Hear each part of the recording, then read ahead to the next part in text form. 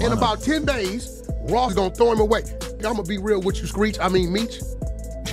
If Rick Ross, seeing what he did to you, because he knew what he was doing standing on the side of him, right? Rick Ross just pulled off the biggest finesse in hip-hop, and Big Meech is paying the price. I've seen a lot of posts about the Big Meech concert getting canceled. What I'm not seeing is anybody blaming Rick Ross for this shit. Nobody is saying, yo, Rick Ross, it's your fault. Big Meech, once known as a powerful figure in the streets and a key name behind the Black Mafia family, BMF came out of prison in 2024 with big dreams of rebuilding his life and reclaiming his place in the world.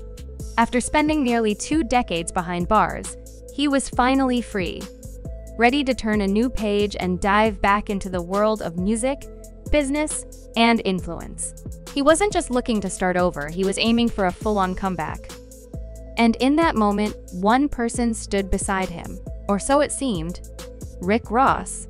Rick Ross, a major name in hip-hop, with his flashy lifestyle and booming businesses, looked like the perfect partner for Meech.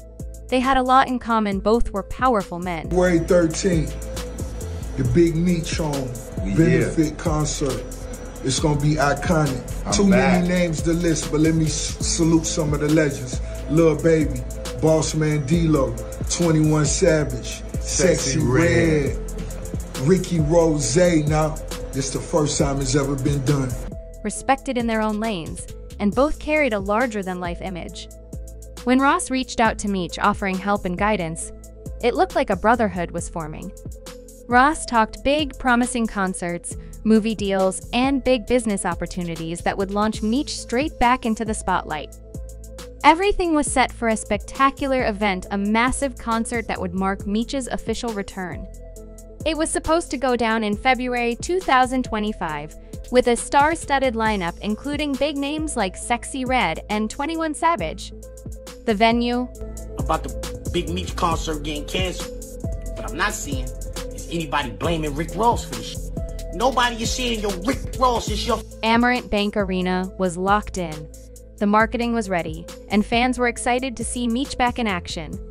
For Meech, this concert meant everything. It was a chance to get back on his feet, support his family, and remind the world who he was. But then, just days before the show, everything came crashing down. The concert was suddenly canceled, with a vague statement about unforeseen circumstances. Fans were shocked, artists were confused, and Meech was left standing in the middle of the wreckage. What made it worse was that people started pointing fingers at 50 Cent, at promoters, even at Meech himself. 50 Cent, who had been a longtime supporter of Meech and had a strong grip on the BMF brand, quickly denied any involvement, making it clear he had nothing to do with the collapse of the event. Who's on the internet talking about the Cuffy case and all that? Nobody even really gave a fuck. But now 50 talking about that shit, and everybody listening. Everybody listening, you heard? So, I just want to say, or I want to ask you, did you think that shit was a good idea in hindsight? Do you think it was a good idea? Behind the scenes, it became clear that this wasn't just a random failure. It was something deeper. Reports began to surface that Rick Ross had played a role in the event's downfall. Some insiders said he may have been pulling strings from behind the curtain to make sure things didn't go as planned. The whispers suggested that Ross saw the concert not as a way to help Meech, but as a way to hurt 50 Cent. Their rivalry runs deep, and aligning with Meech was a way for Ross to chip away at 50's control over the BMF story. To make things even more confusing, Ross showed up around the same time with a mysterious shoulder injury. No one could figure out how it— You let that nigga get the show canceled in Florida, B. That's kind of diabolical, you heard? 50, that's some bullshit. How you let the nigga get the show canceled in Florida? It happened, and the timing seemed too perfect. Right when the concert failed, Ross popped up with an injury and suddenly stopped talking about Meech. It felt like a convenient distraction, something to shift attention away from the chaos and avoid accountability. In the meantime, Ross was moving full speed ahead with his own business ventures. He launched a new cryptocurrency called Boss Token, pushing it as the next big thing for entrepreneurs. He also started running luxury car shows across the country, charging fans thousands of dollars for VIP access. All while Meech and his family were struggling financially, hoping the concert would change their situation. They had taken out loans and made big plans based on Ross's promise. Oh, yo, he never ratted on nobody. He official. What? Jailhouse full of paying rent. That never ratted, wouldn't dare rat. But they butt. Is you talking about he official? That don't make you solid cause you ain't rat. You shouldn't get no credit cause you ain't rat. You wasn't supposed to rat. You don't get no check on his resume. And now they were left with nothing. The truth started becoming clearer. Ross wasn't really invested in Meech's comeback. He didn't visit him during the hard years in prison. He didn't help behind the scenes when Meech needed real support. He just showed up at the last minute, made a lot of noise, and when things got tough, he vanished. Even more disturbing were the claims that surfaced around Meech's prison sentence. Some people began to question whether he really stood on the values he was known for. There were quiet rumors that he may have made certain moves to reduce his sentence, things that, in the street code, could damage him. See what I'm doing right now? My shoulder broke, but we still getting to the money. We still counting paper. This ain't a pump and dump, baby. We bossing all the way up. Get the address to the boss token. Man's reputation.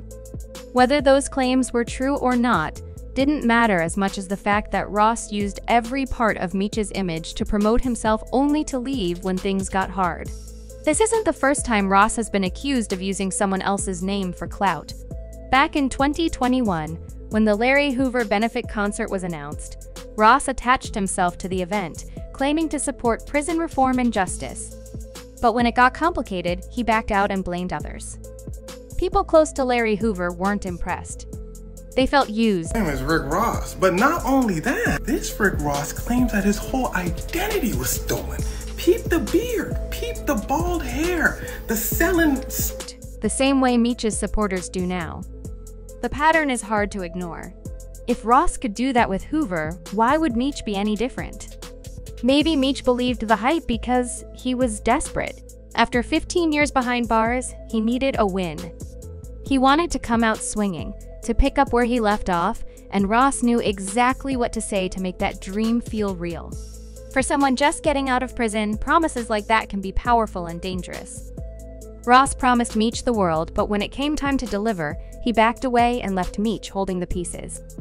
Meanwhile, the real loyalty had been coming from 50 Cent all along. For years, 50 held it down for Meech working on the BMF TV show, keeping the name alive in the culture, and planning real business moves that had long-term potential. Here's where things start to get wicked. Secrets start getting spilled. Rose says, Your Honor. Judge says, are you a kingpin? A bausch, if you will. Rose said, no.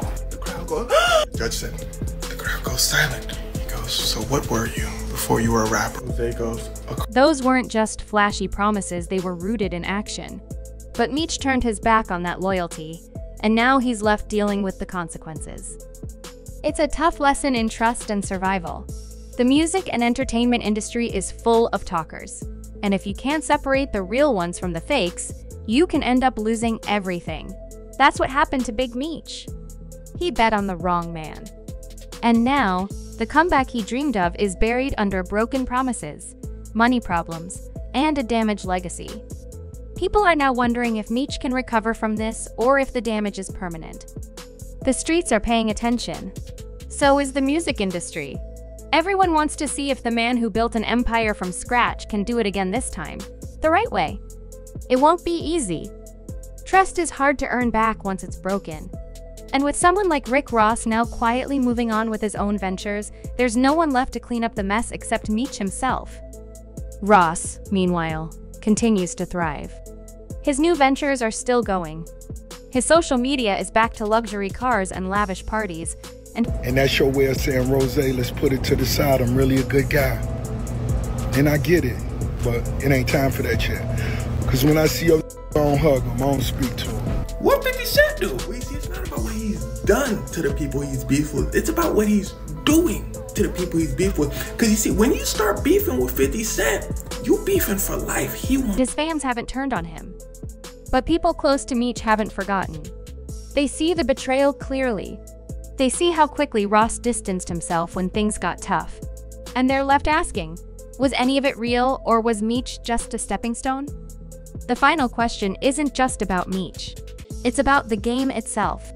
How many more stories like this will play out before artists, hustlers, and dreamers realize the truth: this world is full of users and climbers, and not everyone who smiles in your face is your friend.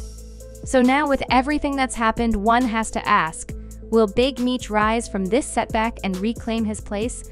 Or has Rick Ross's betrayal done damage that can't be undone? Let me know if you'd like this version formatted as a downloadable text file or expanded even further.